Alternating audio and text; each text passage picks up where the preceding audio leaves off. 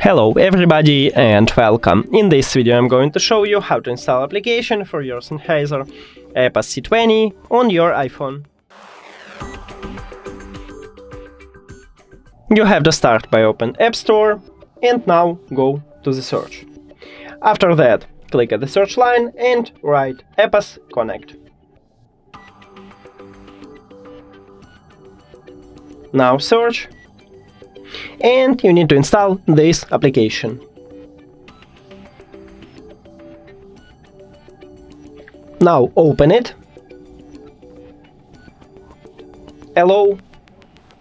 Agree. You can also check here if you want to. I just don't need it. And then click continue. We did it! Thank you for watching this video. If you found it helpful, please consider subscribing to the channel and leave the like on the video. See you later!